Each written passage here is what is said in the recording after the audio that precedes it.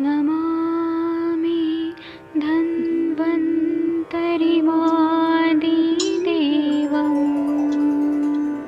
सुरासुरैर्वन्दितपादपद्मम् लोके जरामृत्युनाशम्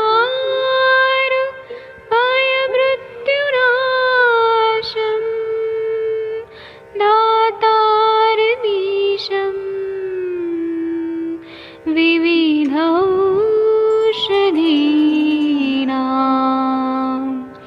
शङ्खं चक्रं जलौकां दधतं मृतघटं चारुतोर्भिश्चतुर्भिः सूक्ष्मस्वच्छादिरुद्यं शुकपरिविलसन् मौलिमम्भोजनेत्रम् कालाम्बोदोज्ज्वलाङ्गं कटितटविलसत् चारुपीताम्बराढ्यं वन्दे धन्वन्तरिन्तं निखिलगदमिव प्रौढदावाग्निनीलम्।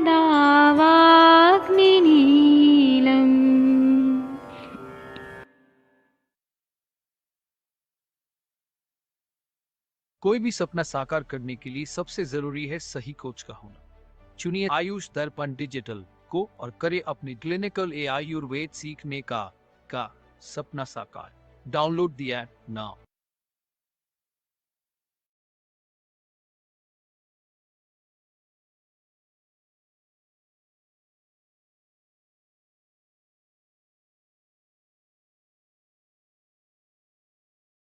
प्रणाम सभी लोगों को। मैं वैद्य अरविंद पाठक पुणे महाराष्ट्र से आप सभी लोगों का स्वागत करता हूं। सभी लोगों को कोटि कोटि प्रणाम करता हूं। अभी हम लोग अष्टांग हृदय सेशन में आ गए हैं। आप सभी लोगों का स्वागत है। अभी आप लोग देखिए, आप लोग के स्क्रीन पे 41 नंबर का श्लोक दिख रहा है। मैं आदरणीय सर से रिक्वेस्ट करूंगा कि कृपया 41 नंबर का श्लोक पढ़ दीजिए। जी वैद्य जी, सभी को प्रणाम नमस्कार। बहुत दिनों के अंतराल के बाद फिर हम अष्टांग हृदय के जो है एक प्रकार से सूत्र के पठन और विवेचन सत्र में आए हैं। आप सभी को प्रणाम, आप सभी का स्वागत है। प्रवाहिकाग्नघृतम निराम रूपम शूलार्ते लंघनादेश कर्षितम रुक्ष कोष्ठम अपेक्षाग्नि सहक्षारम पायेद घृतम। निराम हुए शूल से पीड़ित, लंघन आदि से कम हुए रुक्ष कोष्ठ रोगी की अग्नि की अपेक्षा से यवक्षार युक्त घृत का पान कराएं। जी वैद्य जी, थैंक यू सर। अभी इसका जो टीका है हम लोग के पास किसी के पास अवेलेबल नहीं है, क्योंकि जो डिजिटली पीडीएफ बनाया गया है उसमें कहीं पर भी ये टीका का नहीं है। तो हम लोग यही पढ़ते जाते हैं। 55 नंबर के श्लोक तक प्रॉब्लम है, उसके बाद में हम टीका वाचन करेंगे। तो अभी इस पे डिस्कस करते हैं कि प्रवाहिका को दूर करना है। तो यहाँ पे आम का पचन हो चुका है, सामावस्था निकल गई है, निरामावस्था है। तो पेशेंट को शूल है बहुत ज्यादा, और वहां पे आम अवस्था में पाचन के लिए लंघन कर दिया है। पेशेंट क्रुश हो गया बहुत ज्यादा, और रुक्ष भी हो गया है। तो यहाँ पर घृत का सेवन कराना जरूरी है, क्योंकि रुक्षता बहुत ज्यादा बढ़ गई है। तो यहाँ पे यवक्षार से युक्त घृत को पिलाने के लिए कहा गया है। तो यवक्षार इसलिए दे दिया गया है कि वहां पे जो कफ दोष है, जो स्त्यान दोष प्रवाहिका में रहता है, गुदगत मतलब सिग्मोइड कोलोन में एक तरह से देखा जाए, वहां पे स्त्यान और पिछिल कफ है बहुत ज्यादा, और वही बार बार प्रवाहिका का वेग ला रहा है। तो वहां पे यवक्षार डालेंगे ना, तो वो शरण करता है, कफ को निकालता है, वहां पे स्नेहन भी करता है, ताकि जो वॉल्स है सिग्मेंट कोलन की वो छिले ना। आप लोगों ने अल्सरेटिव कोलाइटिस के पेशेंट देखेंगे तो उनको बार बार प्रवाहिका जैसे वेग आते हैं बार बार, और उसमें म्यूकस बहुत ज्यादा निकलता है। तो बॉडी क्या करती है, म्यूकस का प्रोडक्शन ज्यादा करती है। तो पेशेंट को हमेशा लगता है कृत्य अप्रकृत्य संज्ञाताम, मतलब जाके आने के बाद भी लगता है कि अभी भी उसको प्रेशर आ रहा है। तृतीय अप्रकृत्य संज्ञाताम, ऐसा हमारे ग्रंथों में बताया, प्रवाहिका का टिपिकल सिम्टम है। तो यहाँ पर वो कृत्य अप्रकृत्य संज्ञाताम मतलब कफ को निकाल दिया हमने, जो स्त्यान कफ जमा हो रहा है सिग्मोइड कोलन में। अब वो कफ क्यों बन रहा है, कि छिल ना जाए, ज्यादा ब्लड ना है। तो इसलिए यवक्षार युक्त घृत घृत जो है उपलेप करता है, स्नेहन करता है, और वो प्रोटेक्शन करता है, इसलिए ऐसा प्रवाहिकाग्नि घृत बताया गया है। इसके बाद में सर डॉक्टर आदित्य सर, आप अल्सरेटिव कोलाइटिस के पेशेंट का कुछ बताएंगे, कैसे सिम्टम्स रहते हैं? आदित्य सर, सर शायद बिजी हैं, कोई बात नहीं। 42 नंबर का श्लोक कौन पढ़ेगा? प्लीज 42 नंबर का श्लोक कोई पढ़ दीजिए। शशि मैम, आप पढ़ेंगी? आपने नस से लिया हुआ है। मोनिका मैम, जी आप सर। पढ़ेंगी? हाँ, आप पढ़िए। मैं पढ़ती हूँ। मोनिका मैम पढ़ रहे हैं ना? मोनिका मैम पढ़ रही हैं, फिर आप पढ़िएगा बाद में। ठीक है भैया। सिद्धम पढ़िए। दधि सुरामंडे दशमूलस्य चाम्भसी सिंधुत पंचकोलाभ्याम तैलम सद्यो अर्तिनाशनम।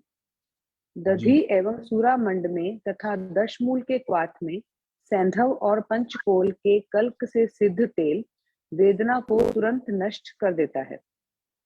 जी सर। जी। तो इसमें दधि और सूरामंड भी डाला है, और दशमूल तो है ही, वातशामक भी है, और पेन का भी नाश करेगा, उसके वो दिया गया। साथ में पंचकोल, ताकि वहां का वही अगेन जैसे आपने मेंशन किया सत्यान कफ जो है और वहां का पाचन भी साथ साथ होता रहे, तो उसके लिए सैंधव उसको सूक्ष्म स्रोतोगामी करेगा। तो ये डाल के तेल अगर बनाया जाए तो वो तुरंत वेदना को नष्ट करता है, ऐसा बताया गया। जी, यहाँ पे वेदना भी हो रही है, प्रवाहिका में हमेशा ऐसे अर्जेंसी एंड हरीनेस ऐसे रहता है, पेट दर्द भी हमेशा रहता है, तो स्नेहन होना बहुत जरूरी है। डॉक्टर मंदाकिनी मैम, आपकी जो बच्ची है प्रज्ञा, उसको भी स्नेहन जरूर कराइए, क्योंकि वेदना हो रही है, कहीं ना कहीं मल की गांठें आ रही है। तो आप खाने जी में सर। घी का प्रमाण ज्यादा बढ़ा दीजिए, तो वो काफी हद तक शूल नष्ट हो जाएगा। और जी मैं सर। एक और बात कहूंगा, अगर आपको ये मात्रा बस्ती देने आता है, तो आप मात्रा बस्ती दे दीजिए ना, 50 ml तक या 25 ml तक बच्ची सर किस तेल की दूं मात्रा को। बस्ती? कोई तेल से सिद्ध मात्रा बस्ती दे दीजिए। जी, महानारायण की दे दूं या फिर अरंडी की दे दूं? कोई भी दोनों में से एक दे दीजिए, लेकिन वो मात्रा आवाज बहुत रिलीफ आज होगा। आ जाती है तो सर मैं दे देती हूँ फिर उसको। हाँ, फिर बताइएगा। जी सर। ठीक है, थैंक यू सर। तो इसमें दशमूल के क्वाथ में सेंधा नमक डालना है, या पंचकोल से सिद्ध कल्क से सिद्ध तेल। ये सबसे जो तेल का बस्ती होता है ना, वो जरूर शूल को नष्ट करता है। ठीक है, 43 नंबर का श्लोक पढ़ेंगी शशि मैम? शशि तिवारी मैम, नहीं तो कोई और पढ़ दीजिए। जी सर मैं पढ़ रही हूँ 43। आपने नस से क्या चीज का लिया था, किस लिए लिया था? सुबह अनूप तेल का रस लिया था सर। कितना मात्रा में? मैंने लिया था करीब 15 आप थोड़ा ड्रॉप। माइक के पास आके बोलिए ना। Sir 15 drop, 15 drop. 15 ड्रॉप। तो यस उससे सर। लेने के बाद कैसा लग रहा है आपको? मेरे को नस से हमेशा अच्छा लगता है। उधर मैं बीच में जब बहुत ज्यादा गर्मी रह रही थी तब लेना छोड़ दिया था, तो बल्कि नस से छोड़ने के बाद में हेयर फॉल काफी होने लगा था। और इधर जैसे ऐसे मुझे एहसास नहीं होता कि जुकाम है या गले में कुछ ज्यादा प्रॉब्लम है, लेकिन नस से जब लो तब देखती हूँ बलगम वलगम निकलता है, तो पता चलता है कि हाँ अंदर है, जमा रहता है। जी, तो रात में भी कल गर्मी खराश ज्यादा लग रही थी, तो मैंने सुबह, क्योंकि रात में लोग फैन चलाते हैं तो नस से में फैन तो चलेगा नहीं, तो फिर सुबह 6 बजे के बंद हुआ है फैन, तब मैंने लिया है नस से। जी सर। ठीक है मैम, आप ये पढ़ दीजिए हाँ सर मैं पढ़ रही हूँ। षड्वी, और अर्थ भी बताइएगा। ये पढ़िए, षड्वी संख्या 43। हाँ षड्वी संख्या कलर द्वाभ्याम द्वाभ्याम ग्रंथि अग्नि सैंद्रवात तैल प्रस्थम पचेद अब क्या है, पचेत दधना। पचेद दग्ना निसार रुजापहु। तो इसमें क्या है, इसमें इसका अर्थ मैं बताता हूँ, यहाँ पे इस साइड पढ़ना है। हाँ, ये पढ़िए। वक्तव्य नहीं, इस साइड पढ़िए। नहीं, यहाँ तो शो हो रहा है छेपल, पक्षाम पिपली के मूल। ये शो हो रहा है सर। नहीं, इस साइड आपको सर शो नहीं हो रहा है, जो आ रहा है स्क्रीन पर 44 के ऊपर वाला हिंदी वाला। अच्छा, सोंठ 6 पल, पिपली मूल चित्रक संदो प्रति 2-2 पल और तैल 1 प्रस्त, इनको दही के साथ सिद्ध करेंगे, यह प्रवाहिता नाशक है। ओके, अतिसार चिकित्सा में उन्होंने सोंठ, पिपली, चित्रक और सैंधव को ये तो ये दो बनाया जा सकता है या पेशेंट को बोला जा सकता है ऐसे बना दो कर पल लेना है, लेने। और शुंठी ज्यादा लिया है इसमें क्योंकि शुंठी पानी होता है, दीपन पाचन करता है। और हाँ तेल एक ब्रश लेना है, दही के टन सिद्ध करना है। दही जो है, दही डाल के जब सिद्ध किया जाता है तो बहुत ज्यादा स्ट्रांगली दीपन पाचन कार्य करता है। तो तेल में सर इसमें सैंडो तेल, अरे सॉरी सर, तिल तेल डालेंगे कि सरसों का तेल तिल डालेंगे? तिल का तेल डालेंगे ना, सरसों का तेल का कैसे? तिल का तेल। Okay sir. ज्यादातर अपने जितने भी दवाइयां हैं सब तिल तेल में सिद्ध की जाती है, और साउथ इंडिया में नारियल का तेल, केरा तेल। अच्छा, ओके सर। सरसों के तेल में इतना गर्म तो नहीं कर सकते ना। ठीक है। ओके। अगर थैंक यू सरसों का सर। तेल का करेंगे तो रोज रोज करने से तो फिर रक्तपित्त हो जाएगा। इतना गर्म पिपली मोल वगैरह डालेंगे तो रक्तपित्त का संप्राप्त बन जाएगा। ठीक है। जी सर। Thank you ma'am. 44 और 45 नंबर का श्लोक कौन पढ़ेगा? प्लीज कोई पढ़ दीजिए। विनीता चौहान मैम, आप पढ़ेंगी? Doctor Vinita ma'am. जी सर, जी सर। हाँ, थोड़ा माइक के एक सेकंड सर। पास आके पढ़िए। जी सर। एक तो मांस दुग्धाज्यम पुरीश ग्रह शूलजित पान अनुवासनाभ्याम अभ्यंगम प्रयुक्तम तेलम एकतः तद्धि वात जितम मध्यम शूलम च विगुणो अनिलः। जी मांस, दूध और घी इन तीनों को मिलाकर देने से यह मल का अवरोधक तथा शूलनाशक है।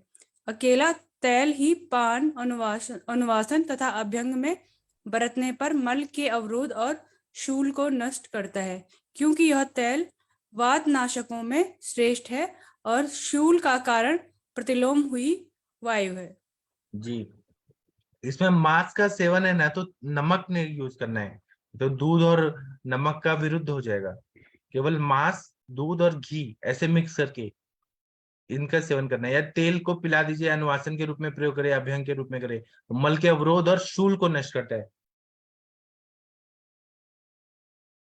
पेन को कम कर देगा, क्योंकि वायु का रुक्ष गुण बढ़ा हुआ है, वायु का चल गुण बढ़ा हुआ है, तो वो अनुलोमित कर देता है और पेशेंट को रिलीफ मिल जाता है। इसलिए मैंने डॉक्टर मंदाकिनी मैम को कहा कि वो बच्ची को आप तेल का बस्ती दे दीजिए, मात्रा बस्ती, तो बहुत अच्छा फायदा होगा।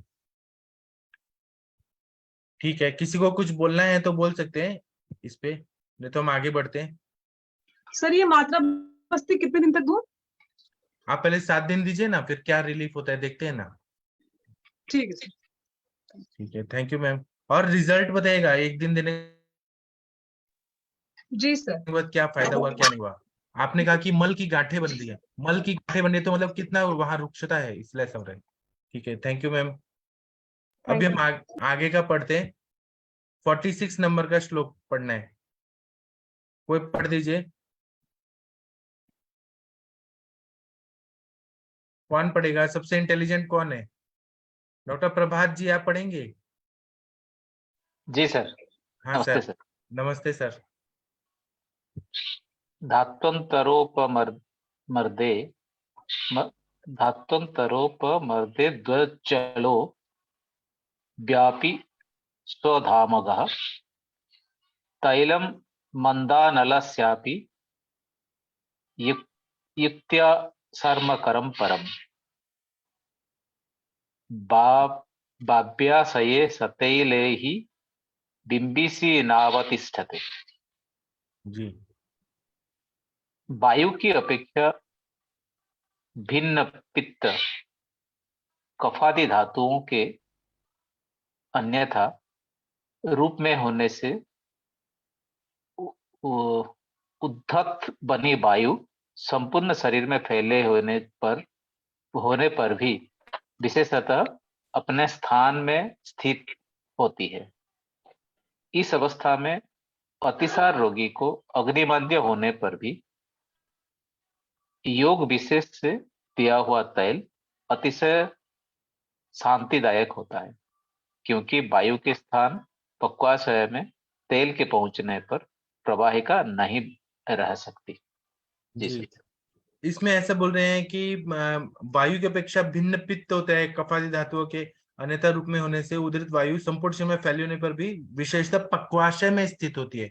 प्रवाहिका जब हो रहे, प्रवाहिका में भी वायु जो है पक्वाशय के मूल स्थान में विकृत हुई रहती है, इसलिए बार बार जाने का मन करता है, हरीनेस होता है और अर्जेंसी होती है। तो और यहाँ पर अग्निमंद भी होता है।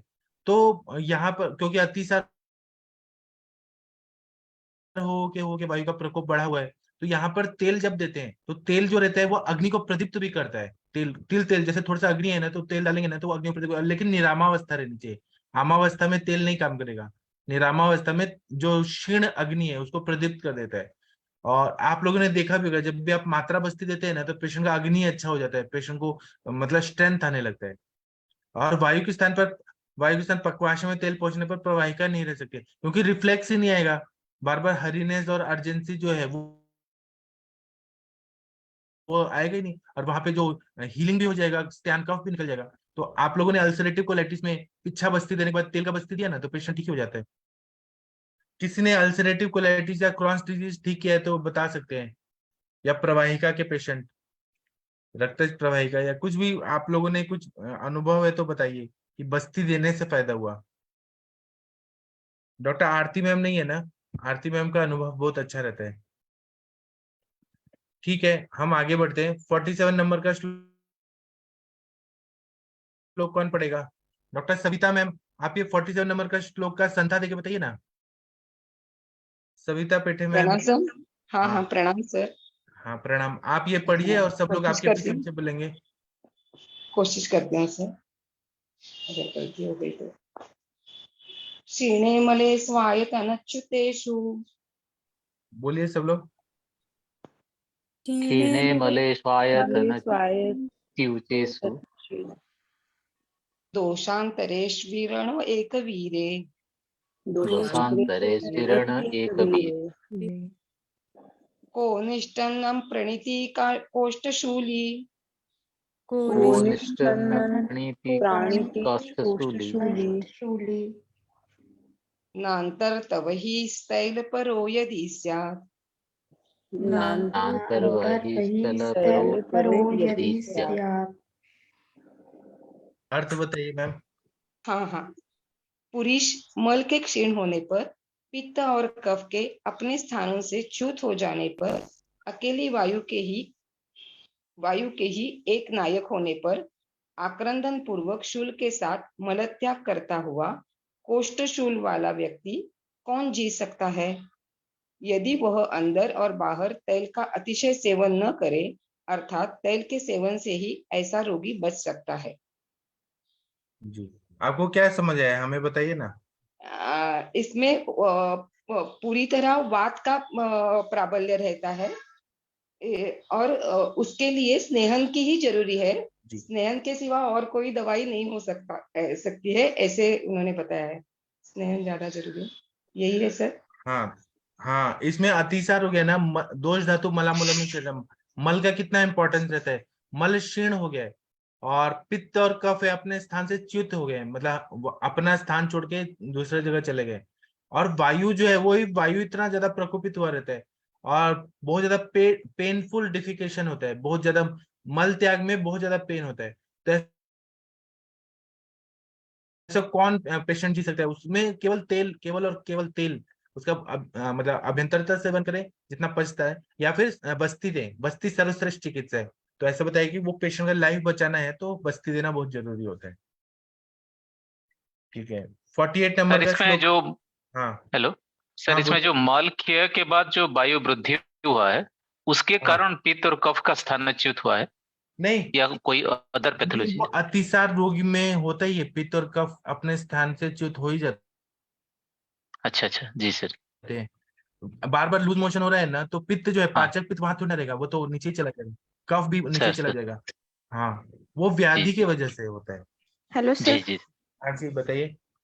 सर प्रवाहिका में तो आमजन्य ऐसा मल या उनको जो रहता है वो चिपका मल, पिछल ऐसा मल रहता है, तो हम उसमें कफ की स्थानता देखेंगे, लेकिन ऐसे तो पेशेंट आप को प्रवाहिका को नष्ट करने के लिए जो ऊपर जो बताए ना, सुंठी पिपली, हाँ वो दीपन पाचन, उससे दीपन पाचन होगा ही, लेकिन सर पेशेंट को हाँ, और ये वायु के लिए बस्ती बताइए। पेशेंट को थोड़ा सा दाह हो तो ये घी और ये जो तेल है वो काम करेगा इसमें सर। दाह अगर हो रहा है तो दाह क्यों हो रहा है? वहां चिल गया है क्या? तो वहां पे अभ्यंतरता आप जो दवाइयां दे रही हैं वो पित्त शामक दीजिए ना।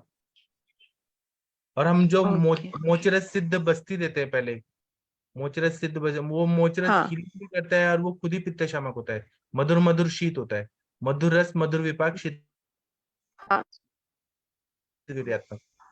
सर, इसमें कपित्त भी बहुत अच्छा काम करता है, बिल्व और कपित्त भी बहुत हाँ वो अच्छा काम करता पक्वाशगत बात, लेकिन आप जो भी दवाइयां दे रही हैं वो तो वायु का शमन करे, लेकिन है। स्नेहन हाँ होना बहुत जरूरी है। यहाँ स्नेहन का महत्व बता रहे हैं। सर, रेक्टल जो अल्सरेटिव कोलिस, रेक्टल प्रोक्टाइटिस हम बोलते हैं उसको, उस टाइम पे हम पेशेंट को कैसे रहता है, हम बस्ती दे या तो दाह भी रहता ही है, तेल का बस्ती दे या अपना आप शिरपाक जात्यादि तेल का, जन्य मानो। हाँ हाँ तो इरिटेशन रहता ही अगर रहता ज्यादा है है, अगर दाह उनको। अगर सिम्टम है तो मोचरस सिद्ध शीर बस्ती, हाँ शीर बस्ती देना अच्छा है, शीर और घी का बस्ती।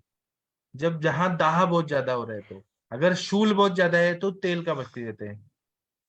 अगर सर अल्सरेशन को ठीक कर, रिटेंशन नहीं रहता, पेशेंट को हम बस्ती देते हैं ना, शीर सिद्ध या अपना ठीक है, ये जितना भी यापन देर मान देते के हैं, हम जब। जितना भी देर वो रहे हाँ कोई बात नहीं, थोड़ा तो जाएगा।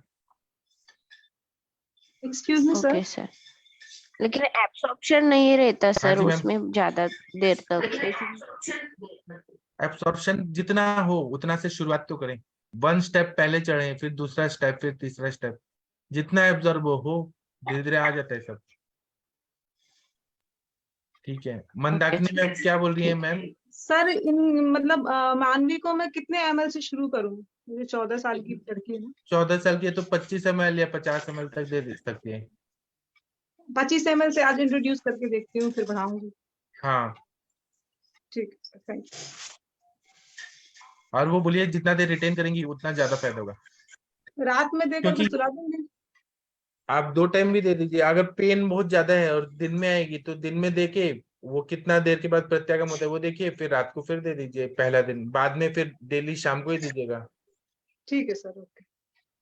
पेन कम हो जाएगा 100%, मात्रा बस्ती से 100% कम हो जाएगा। हाँ तो जैसे ही वो आती है ना 10 से 11 बजे तक आ जाएंगे, वो लोग बैठ गए होंगे 8 बजे ही बस में। तो हाँ फिर अभी आते ही मैं उसको दे देती हूँ। ठीक है सर, थैंक यू सर। हाँ, कितना दूर है आपसे? सर यहाँ से ऐसे 3 घंटे का रास्ता है, अच्छा मतलब एक ट्रैफिक को लेकर के, वैसे तो इतना ज्यादा नहीं है नोएडा से मथुरा। अच्छा, ठीक है, आप बस्ती दे दीजिए फिर बताइएगा, और कुछ खिला के ही दीजिएगा। अनुवासन बस्ती है ना, मात्रा बस्ती, जी जी जी। कुछ जी खिला सर, के दीजिएगा। जी ठीक है, ठीक थैंक है, यू। Thank you ma'am. बच्ची अच्छा हो जाएगी, पूरा अच्छी हो जाएगी। मैंने आम पाचक वटी भी दिया है ना, अग्नि भी बढ़ जाएगा, सब अच्छा हो जाएगा। सर वो पीला पीला, वो क्या है? पीला पीला बता रही थी कि पीला पीला कोई चूरन दिया है आपने।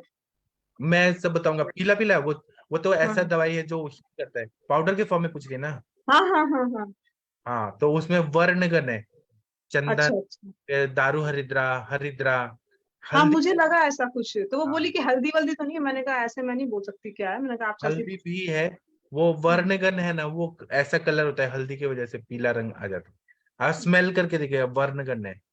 जी सर। वर्णगन जो दवाइयां है ना वो इंटेस्टिनल वॉल्व को हील करती है, अच्छा बहुत अच्छा, इसलिए मैंने दिया है। हम केवल उसको वर्णगन ना बोले, वो कुष्ठग्न भी रहता है। अच्छा अच्छा। ठीक है। जी सर, थैंक यू। हाँ, और घी भी खिलाएगा, खाने में जितना मैक्सिमम घी खिलाए उतना ज्यादा फायदा होगा। तो सर क्या खाने के पहले और खाने के बाद ऐसे करके दें या केवल खाने के बाद दें? आप अवपीड़क रूप में देना चाहते हैं वैसे दीजिए, नहीं तो खाने में मिक्स करके दीजिए। क्योंकि समान डाइजेशन तो उसका अच्छे से हो रहा है, डाइजेशन तो बढ़िया से हो रहा है। पहले से मैंने फायदा हुआ है ना मेरा दवाई देने के बाद। सर अभी तो दवा आपकी कल से आई है, लेकिन मतलब उसको खाने में प्रॉब्लम नहीं थी शुरू से। ठीक है। भूख कम लग रही थी, खाने में प्रॉब्लम नहीं थी, लेकिन ना उसके मोशन भी मतलब केले जैसा आ रहा है, बंधा बंधा जैसे हम लोगों का आता है ना, बस ब्लैक आ रहा है, और दर्द अथाह बनाए रहता है। रात को दर्द बढ़ जाता है और दिन भर दर्द रहता है। सब ठीक हो जाएगा, बस्ती दीजिए, सब ठीक हो जाएगा। अब वो आ जाए तब तो मैं देखूं, कल से तो उसकी आपकी दवा चालू हुई है। हाँ, और आप ही ठीक कर सकते हैं परमानेंट। एलोपैथी में तो वो इधर घुमाएंगे उधर घुमाएंगे, ये टेस्ट वो टेस्ट, डायग्नोसिस नहीं हो रहा है ना उनका।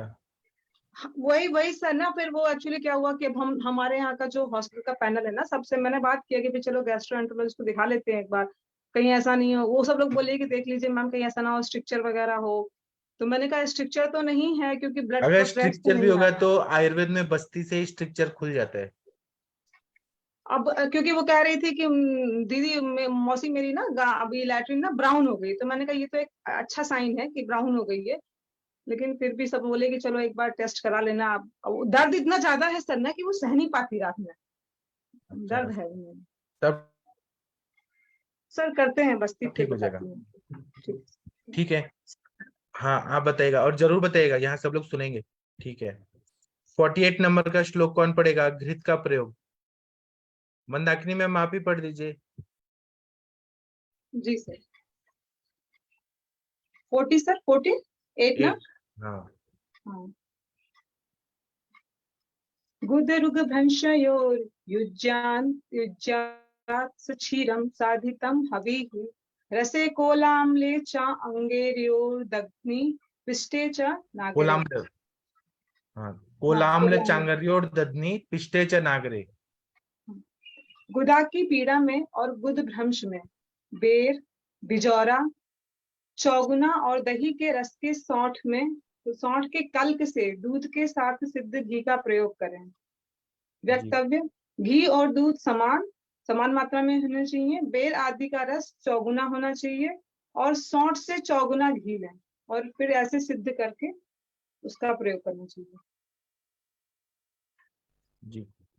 तो ये डॉक्टर कमल मैम, आपने रेक्टल प्रोलैप्स में कुछ ट्रीटमेंट दिया है? सर रेक्टल प्रोलैप में मैंने मूषक सिद्ध और अपना चंगेरी घृति दिया था। जी, आप ये भी प्रयोग करके देखिएगा। जब हाँ सर। पेन हो रहा है, गुदभ्रंश है, तो इसका बस्ती में भी प्रयोग कर दिया, पीने के लिए दीजिए। बेर, बिजोरा नींबू और चौगुना दही के रस में शुंठी के सिद्ध किया हुआ दूध के साथ सिद्ध किया हुआ घी का सेवन कराना है। सर ये अपना अल्सरेटिव प्रोक्टाइटिस जो है ना रेक्टम के पास सिग्मोइड कोलन में, तो जी, इसमें भी हम ये यूज कर सकते हैं क्या? हाँ हाँ जी। ओके सर, लेकिन पेशेंट का मंदाग्नि थोड़ा सा है तो अभी नहीं ना कर सकते दीपक क्यों? पाचन। इसमें शुंठी है ना, शुंठी किस लिए डाला है? बिजोरा नींबू किस लिए डाला है? बेर किस लिए डाला है? ओके, ये दीपन क्योंकि पाचन वाला घी है। पेशेंट का अग्नि मुझे उतना अच्छा नहीं लग रहा, क्योंकि खाता है तो फिर वो मोशन को जाता है। जितने बार खाओ, मानो पानी पिया तो भी उसको मोशन आता है, ऐसा है। और ठहरता ही नहीं है। पेशेंट 14-15 साल का है लड़का अभी। सब ठीक हो तो जाएगा। आप ये दीपक पाचन दाढ़ी उसका मास्टक ये चूर्ण वगैरह दीजिए। दाढ़ी मास्टक, अजमोदादी, लवण भास्कर, हिंग भास्टक चूर्ण, ऐसे कुछ दीजिए। हाँ, आप ऐसे ओके सर, यूजुअली क्या देती ठीक है हैं सर। दीपक पाचन के लिए? कमल मैम, दीपन पाचन के लिए अभी क्या देती हैं अभी तो यूजुअली? मैंने हाँ, अभी तो सर मैंने उनको जो दिया ना परपटिकल चालू किया था, तो अभी बेर वगैरह ऐसे चालू किया था। लेकिन पूरे मैंने जो हेतु नहीं निकाला अभी पेशेंट को, सिर्फ बिलाजल ही चालू किया था। मैं उसका पूरा हेतु निकाल के सर आपको केस प्रेजेंट करूंगी, तो उसमें आप गाइड कर देना, क्योंकि मेरा पहला ही केस है अल्सरेटिव कोलाइटिस का। तो अभी मेरे पास आया है वो, यही मैंने पूछा। Excuse me sir. ठीक है हाँ सर। जी मैम। Yes. सर मैं भी एक पेशेंट ट्रीट कर रही हूँ। अब सर मुझे ये पूछना था कि फाइबर का रोल क्या है जो हम खाना खा रहे हैं। जैसे मैं पेशेंट को बोल देती हूँ कि अभी सब्जियां कुछ ऐसी नहीं लेना, दूध मट्ठे रोटी पे रखती हूँ, तो मेरा पेशेंट तो मतलब 1 महीने में रिकवरी हो गई है उसकी। अब मोशन केवल 2 टाइम रह गया है। तो सर फाइबर का क्या रोल होगा? अकॉर्डिंग टू मॉडर्न तो वो लोग बंद करा देते हैं, तो फाइबर, मैंने भी बंद ही कराया। वो फिर हमारे एलोपैथी का आयुर्वेद कॉन्सेप्ट है कि फाइबर ज्यादा खाओ। नहीं फाइबर खाना नहीं है, क्योंकि खाना सर नहीं, मुझे भी हो चुका है, शाकाहारी। आईबीएस मुझे भी हो चुका है और मुझे तो बहुत ज्यादा तरीके से हुआ था। तो जो मेरे जो गैस्ट्रोएंटरोलॉजिस्ट थे ना, उन्होंने मेरे को सिंपल मट्ठा और दाल और रोटी पे रखा था टोटल 2 महीने, हाँ, और एक एंश्योर पाउडर दिया था और रिफेक्सिमिन चलाई थी, तो सर मैं ठीक हो गई थी। तो वही मैं अभी यही करती हूँ अपने पेशेंट्स पे, तो वो भी ठीक हो जा रहे हैं। तो सर हमारे में क्या है सर, क्या फाइबर का मतलब डाइट में क्या है सर कुछ? वो पत्ते वाली सब्जियां नहीं देना है, वो मल को भी वृद्धि करती है और वायु का प्रकोप करते हैं। अच्छा, तो सर ये भिंडी वगैरह दे सकते हैं क्या? भिंडी दीजिए, पत्ते वाली सब्जियां नहीं देना है। अच्छा, पत्ते पत्ते हरी वाले सब्जी नहीं। नहीं देना, हरी सब्जी तो शाकाहारी। सर फिर ऐसे जो फैटी लीवर के जो पेशेंट होते हैं उनको भी नहीं देना होता है पत्तेदार सब्जियां, हरी फैटी वाली? लीवर, फैटी लीवर का पूछ रही है कि दूसरा पेशेंट पूछ रही है? नहीं, मैं IBS यही इसका पूछ रही थी ना, गृहिणी वाला ही पूछ रही थी। हाँ, लेकिन मैंने सर आना IBS का अगर पूछ रहे हैं ग्रहणी रोग, हाँ गृहिणी रोग का पूछ रही थी मैं, लेकिन आप बताए ना पत्तेदार सब्जियां, तो सर मैंने ना फैटी लीवर में भी देखा है कि पत्तेदार सब्जियां खा करके और दर्द बढ़ जाता है। तो मत दीजिए ना, वायु का प्रकोप करती है, मल की वृद्धि करती है, वायु का प्रकोप करती है, नहीं देना है। हम लोग तो हर बीमारी में मना करते हैं ग्रीन लीफी वेजिटेबल। सर ये कोई डाइट का बुक है क्या सर? हाँ, एक पथ्य पथ्य कल्पना का किताब है, बहुत बड़ा किताब है, मैं उसको PDF बना के भेजूंगा। और एक कैदेव निघंटू है, वो भी बहुत अच्छा काम करता है। मैं अब दूंगा आप लोग को मटेरियल, दूंगा बहुत ज्यादा, हिंदी में है सर सब। हाँ, पथ्य का जरूर दीजिए ना सर, बड़ा कंफ्यूजन रहता है कि क्या दें क्या ना दें। हर व्याधि के और लिए फिर पथ्य पथ्य बताया था। हाँ, पेशेंट ना फिर लगता है मेरे ऊपर एकदम चिढ़ जाने की, तो ये भी नहीं खाएं वो भी नहीं खाएं तो खाएं क्या? तो फिर ठीक है सर, ठीक है, थैंक यू सर। ठीक है। आयुर्वेद में दवा, एक दवा या 100 परहेज, परहेज का ही ज्यादा महत्व बताया है। सर वो परहेज के चक्कर में क्या होता है ना, कभी कभी ना पेशेंट के ट्रीट करो कुछ और, फिर वो ना कभी कमर दर्द कभी कुछ दर्द लेके चला आता है, फिर वो लोग ना सब कुछ ही बंद कर देते हैं खाना, फिर वो दूध, किसी स्किन डिजीज वाले को ट्रीट करो तो वो दूध भी नहीं खाएंगे, कुछ भी नहीं खाएंगे, फिर वो अच्छे खासे रहेंगे, अचानक से कंप्लेन लेके आ जाएंगे कि कमर में दर्द हो रहा है बहुत सीवियर ये वो, फिर उनको कैल्शियम फिर देती हूँ मैं, तो फिर जाके धीरे धीरे ठीक हो जाता है, तो थोड़ा सा ये हो जाता है। हाँ, दर्द अगर हो रहा है तो कैल्शियम दे रही है, ठीक है, लेकिन तेल और घी का भी सेवन कराइए। जी सर, ठीक है, थैंक यू। ये 49 नंबर का श्लोक कौन पढ़ेगा? डॉक्टर मीनल मैम आप पढ़ेंगी कि कमल मैम आप पढ़ेंगी? 49 नंबर का श्लोक कृपया पढ़ दीजिए। तेरे व चामले संयोज्य। हाँ पढ़ती हूँ। जी पढ़ती हूँ सर। जी। तेरे च आम्ले संयोज्य सिद्ध सुश्लक्ष्ण कल्किताः धान्योष्ण बीड़ा अजाजी पंचकोल दाढ़ी में। बेर आदि खट्टे द्रव्य पूर्वोक्त के साथ धनिया, मरीच, बीड़, नमक, जीरा, पंचकल और अनारदाना के बारीक कल से सिद्ध घृत पूर्व के समान गुणकारी है। जी, तो इसमें देखिए सारे दीप यानी सर आम्ल रस जो रहे, हाँ हाँ आम्ल रस, और इससे दीपन पाचन भी होगा जी सर। लेकिन हम बीड़ नमक इधर यूज करें तो उसको ज्यादा क्षार माने, हम ऐसे नहीं हो, ज्यादा क्षार नहीं होता है, रोल नमक रहेगा के इसमें मात्रा सर। में ही, कम संघा मात्रा में ही नमक यूज करना है, कम मात्रा में। ओके। हाँ, आप नमक खाते हैं खाने में तो ठीक है क्षारता सर। बढ़ती है क्या? खाने में स्वादानुसार जितना टेस्ट चाहिए उतना तो नमक डालते हैं ना। हाँ, उतना ही, हाँ कम कम मात्रा सर में। बेर का फल यूज होता है। हाँ, बेर का फल, खट्टा बेर। हाँ, ठीक है। उसको रसाय आचार रसात्मक टाइप का रहता बना है के सर रखना। वो तो। अच्छा ये घृत सिद्ध करके बताया है। अच्छा अच्छा, राइट सर।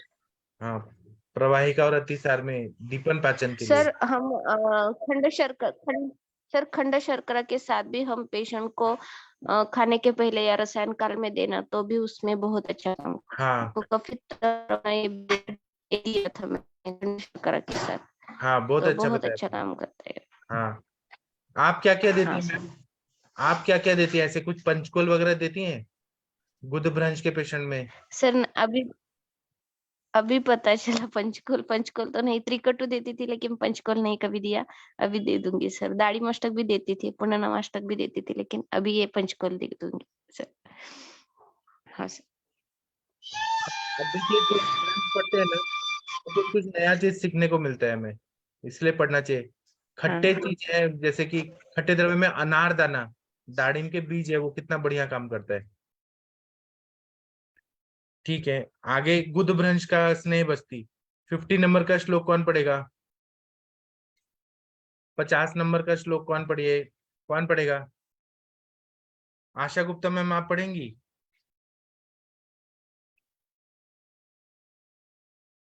या आशा टंडेल मैम आप पढ़ेंगी? कोई पढ़िए please. Navjot Kaur ma'am, 50 number का श्लोक पढ़ना है। प्रणाम सर, मैं पढ़ती हूँ। जी।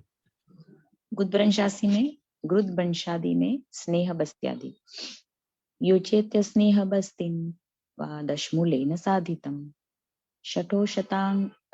शठोशतां ह्या पृष्ठर्वा वचया चित्रकेण वा। इसमें बताया कि दशमूल से सिद्ध की हुई स्नेह बस्ती देवे, कचूर, सौंफ और कुठ से अथवा वच से या चित्रक से सिद्ध की हुई स्नेह बस्ती देवे। तो यहाँ पे सर जो सारे मतलब वातानुलोमन वाले द्रव्य हैं उनके साथ दीपन पाचन वाले द्रव्यों को मिला के सिद्ध बस्ती देने के लिए बताया गया है। ठीक है सर। तो इसमें कमल मैम आप कैसे बस्ती देती हैं? गुदभ्रंश रेक्टल प्रोलैप्स में ऐसे कोई कभी दिया है सिद्ध दशमूल से सिद्ध बस्ती कभी दिया है कमल मैम? नहीं नहीं दिया, नहीं दिया सर, मैंने नहीं दिया। मैंने सिर्फ एक्सपीरियंस? गुद पिचू रखा अच्छा। था। हाँ, गुद पिचू रखा था, लेकिन प्रोलैप्स में नहीं दिया था। सर प्रोलैप्स में बस्ती यूटेराइन टूटना भी तो प्रोलैप्स में थोड़ा दिया मुश्किल है। रहता है ना। सॉरी, क्या आशा मैम क्या बोल रही हैं? प्रोलैप्स में बस्ती मतलब रिटेन करना भी थोड़ा मुश्किल रहता है, तो उसमें कैसे देंगे? नहीं, और थोड़ा दीजिए, जितना रिटेन हो उतना मसल्स में टोन आ जाता है। इन्होंने दिया ना कमल मैम, आपने मूषक सिद्ध तेल दिया तो कितना देर रिटेन हुआ? इन्होंने सर पीछू मूषक दिया है सिद्ध इसमें। तिल मैंने कमल मैम पिचू दिया था, गुद पिचू दिया था सर। तो भी वो थोड़ा रिटेन तो हो हेलो। रहा होगा, एब्जॉर्प्शन तो हो रहा होगा। हाँ, एब्सॉर्प्शन उसको पेशेंट खुद बोलता था कि उसमें थोड़ा सा उसको जो रिलैक्स, पहले तो थोड़ा सा ये कहते हैं ना लूज हो रहा है, तो पहले से वो टाइटनेस हो रहा था सर पेशेंट को, लेकिन फील अच्छा था पेशेंट बोल रहा था। लेकिन गुद भ्रंश और मैंने ज्यादातर योनि भ्रंश में भी सर ये बहुत अच्छा काम करता है, अपना यूटेराइन प्रोलैप्स में बहुत अच्छा वो मैंने दिया है, क्योंकि मूषक सिद्ध तेल अपनी चंदन बला लाक्षा और ये यष्टि मधु और सहचर मिला के दिया था। 40 ml 50 ml दिया है, तो उसमें भी प्रोलैप्स बहुत अच्छा काम करता मतलब वो है। रिटेन होता है ना, मेन बात रिटेन होना चाहिए। हाँ, रिटेन थोड़ा ज्यादा नहीं रहता सर, थोड़ा ही आता है बाहर, ज्यादा नहीं। 5-10 ml इतना आता है, ज्यादा नहीं। ठीक है ना, उतना से टोन तो आ जाता है उसको, रेक्टल मसल्स को। एक क्वाथ सिद्ध जो अभी बोला है ना, दशमूल सिद्ध, वो नहीं दिया मैंने, देखना चाहिए सर। जी। और आप जब वाग्भट संहिता पढ़ेंगे ना, तो उसमें क्या बताया कि ये स्त्रंस हुआ, भ्रंश हुआ, जो भी है ना, स्त्रंस, भ्रंश, व्यास, ये सब वायु की वजह से होता है। तो फिर उसमें हाँ, वायु वायु की के संहिता में हम तेल का देते हैं, तो वो एब्जॉर्ब हुआ ना, तो बहुत वायु को ठीक कर देता है। जी सर, हमने भी पीचू का यूज किया है, लेकिन अभी तक व्यास ये मानो सर बस्ती हम। नहीं दिया है, इसलिए पूछा। व्यास मतलब जैसे कार्डियोमेगाली होता है, तो हार्ट हाँ बलून की तरह होना, ये बल्कि यूट्रस, ये भी व्यास सर, है ना एक तरह ओबेसिटी से, भी उधर है, डायलेटेशन का। सेंट्रल ओबेसिटी जो हाँ, सर व्यास का मतलब प्री डायलेट मोनोपॉज होना है। या पोस्ट मोनोपॉज में जो पेशेंट का ओबेसिटी डायलेट हाँ है। Okay sir. हाँ। तो इसमें दशमूल से सिद्ध की हुई स्नेह बस्ती देना है, करचूर, सौंफ और कूट या वच और चित्रक से सिद्ध स्नेह बस्ती देना है। ठीक है। अब न अनुवासन बस्ती जो बता रहे प्रवाहन में। सर इसमें सौफ जो बोला है ना, वो हाँ सौफ माने तो बड़ी शेप या शतः मिश्रे, या हम बोले सौफ माने हाँ, तो, क्योंकि ये कंफ्यूजन रहता बड़ी है शेप। कि बड़ी शेप माने तो शतपुष्पाना सर। शताहवा किसको बोलते हैं? शताहवा मतलब मिश्रया। हाँ, शतहवा इधर श्लोक में तो शतहवा बोला है, तो मिश्रया रहता है, तो मिश्रया बड़ी शेप नहीं है ना। नहीं नहीं। शतपुष्प माने तो बड़ी शेप हम बोलते हैं, हाँ हाँ जो बालन शेपा हम बोलते हैं वो हाँ शतपुष्पा। और हाँ ये सौफ है, ये शतहवा ना सर। हाँ, मिश्रया। श्रेया। ओके सर, ठीक है। ठीक है। 50, हाँ थैंक यू। 51 नंबर का श्लोक कोई पढ़ दीजिए प्लीज। सबसे इंटेलिजेंट कौन है आयुष दर्पण पे? कोई पढ़ दीजिए please. Doctor Meenal Gupta ma'am आप पढ़ेंगी? डॉक्टर अर्चना मैम, जो लोग खाना नहीं बना रहे हैं वो पढ़िए प्लीज। सर। जी पढ़िए मैम। आपने मैम यूज किया है मीनल मैम ये हाँ। गुद ब्रंश वगैरह में? नहीं सर, गुद भ्रंश में अभी तक नहीं प्रयोग किया है मैंने कोई भी बस्ती का। या यूट्राइन प्रोलैप्स में, वजाइनल प्रोलैप्स में, कुछ आपका एक्सपीरियंस बताइए। नहीं सर, नहीं ऐसा कोई ऐसे किसी केस में मैंने नहीं प्रयोग किया सर। वात रोग में ज्यादातर मेरे पास पेशेंट आते हैं, तो उसी में मैंने प्रयोग किए हुए हैं। कोई बात नहीं, आएंगे अभी। आप ये पढ़ तो लीजिए, 51 नंबर का श्लोक पढ़ के अर्थ बताइए। सर प्रवाहण आदि में अनुवासन बस्ती। प्रवाहणे गुदभ्रंशे मूत्राघाते कटिग्रहे मधुराम्ले शतं तेलं घृतं वाप्य अनुवासनम। प्रवाहण वाह अप्यनुवास। वा अपि अनुवासनम। प्रवाहण गुदभ्रंश मूत्राघात और कटिग्रह में मधुर और अम्लों से सिद्ध तेल व घृत का अनुवासन लेना चाहिए।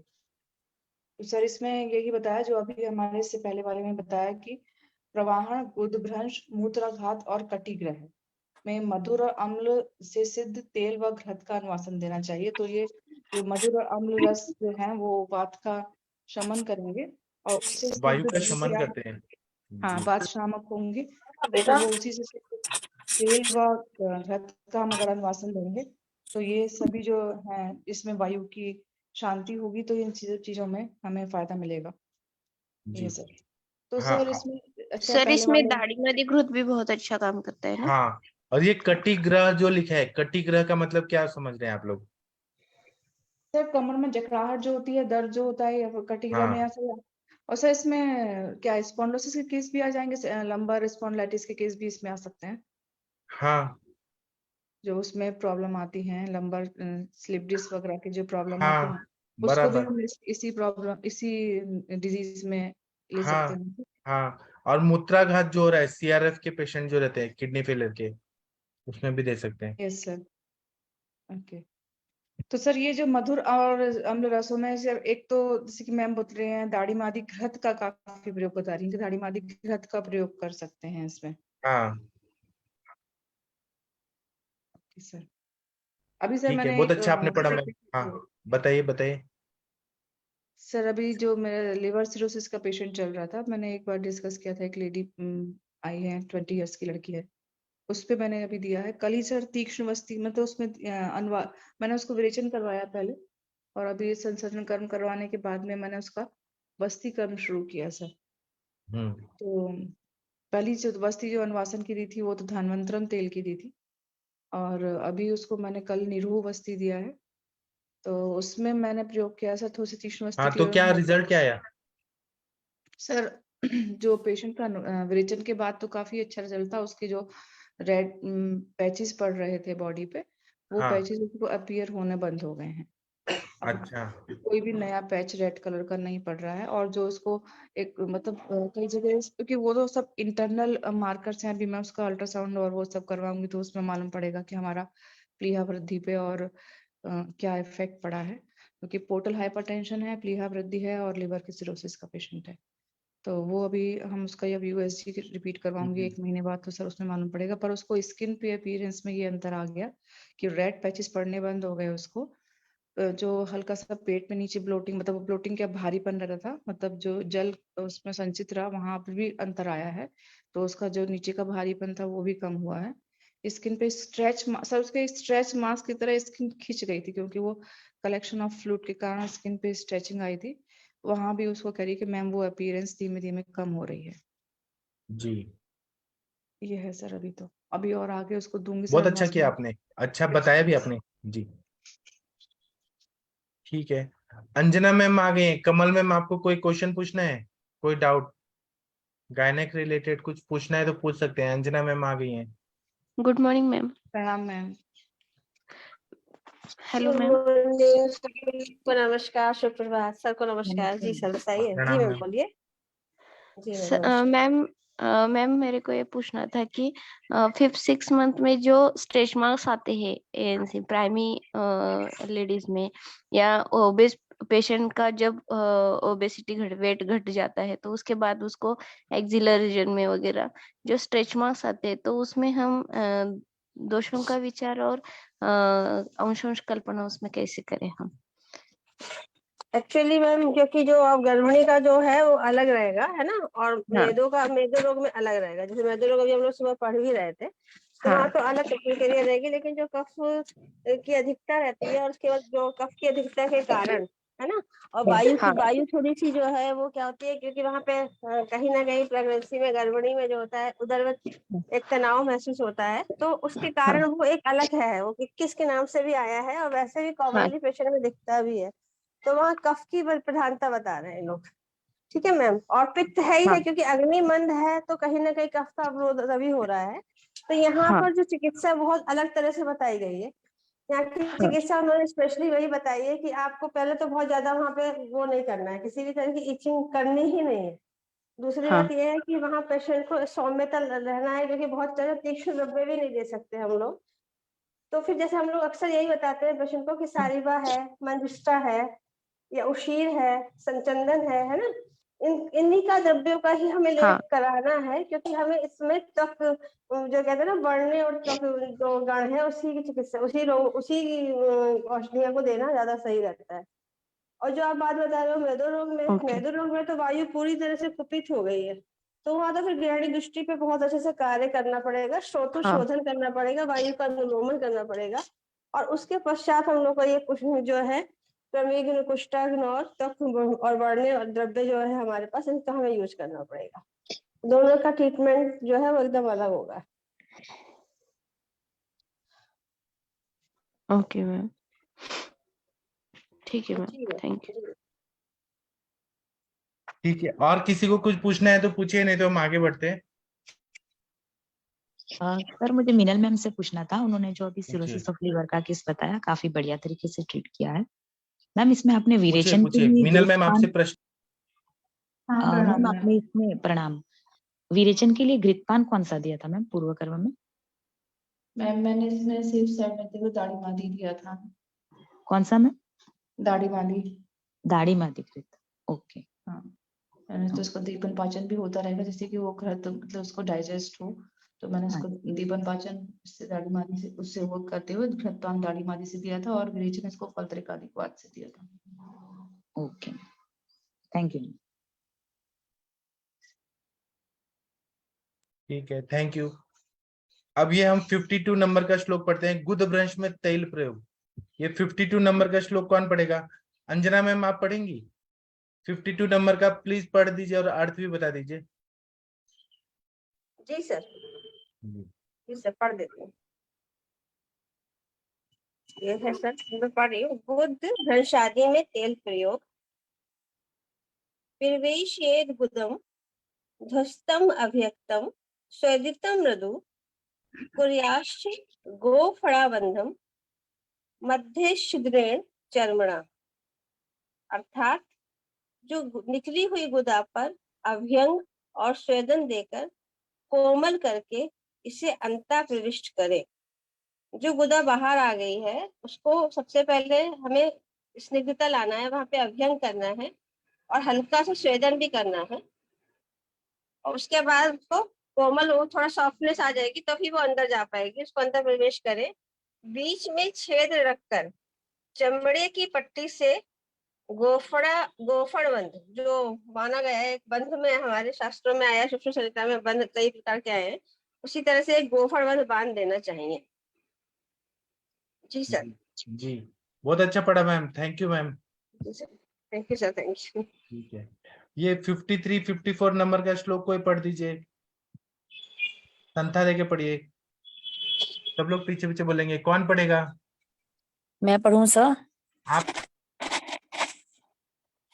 पढ़िए और आपके पीछे सब लोग बोलेंगे।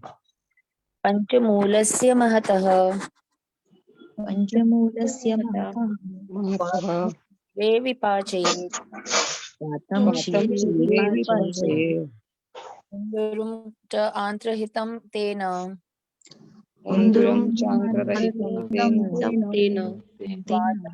कल्कवत् तैलं पचेत् गुदभ्रंशम्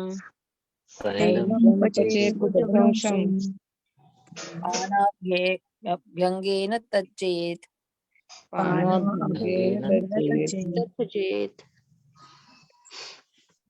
अर्थ बताइए।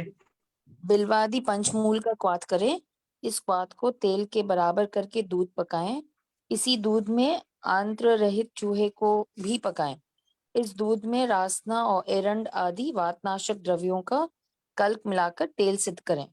इस तेल का पान और अभ्यंग में उपयोग करने से गुदभ्रंश नष्ट होता है। जी, ये वक्तव्य पढ़िए।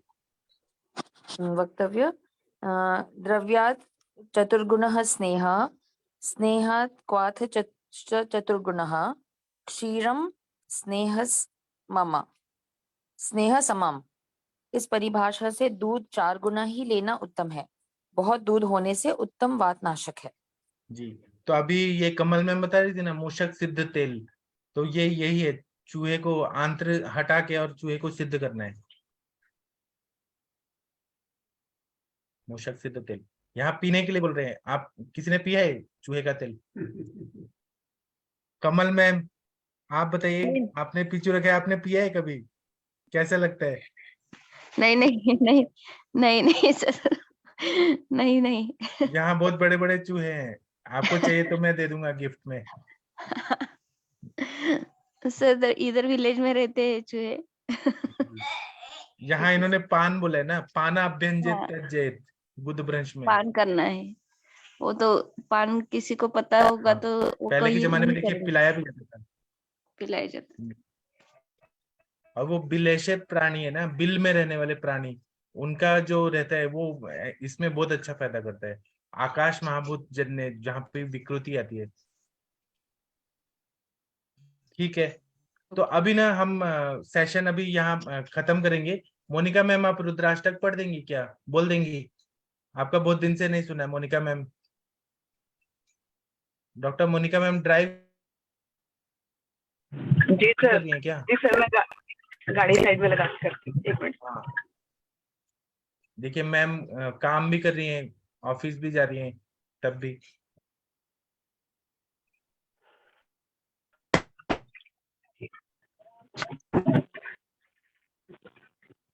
नमामि शमीशान निर्वाण रूपम विभुं व्यापकं ब्रह्म वेद स्वरूपम निजं निर्गुणं निर्विकल्पं निरीहं चिदाकाशमाकाशवासं भजेऽहम् निराकारमोङ्कारमूलं तुरीयम् गिरा ज्ञानगोतीतमीशं गिरीशम् करालं महाकालकालं कृपालं गुणागार संसार पारं नतोऽहम् तुषाराद्रिशङ्काशगौरं गम्भीरं मनोभूतकोटिप्रभाश्रीशरीरम् सुपूर्णमौलिकल्लोलिनी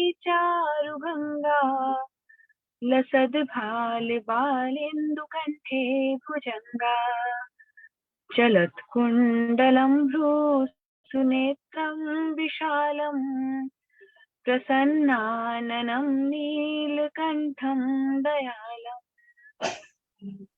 विगाधीशचर्माम्बरं मुण्डमालम् प्रियशङ्करं सर्वनाथं भजामि प्रचण्डं प्रकृष्टं प्रगल्भं परेशम् अखण्डम् अजं भानुकोटिप्रकाशम् त्रयशूलनिर्मूलनं शूलपाणि भजेऽहं भवानी पतिं भावगम्यम् कलातीत कल्याण कल्पान्तकारी सदा सज्जनानंद दाता पुरारी चिदानंद संदोह मोहापहारी प्रसीद प्रसीद प्रभो मन्मथारी न यावदुमानाथ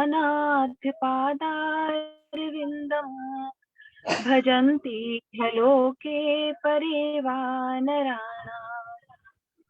न तावत् सुखं शान्ति सन्तापनाशम् प्रसीद प्रभो सर्वभूताधिवासम्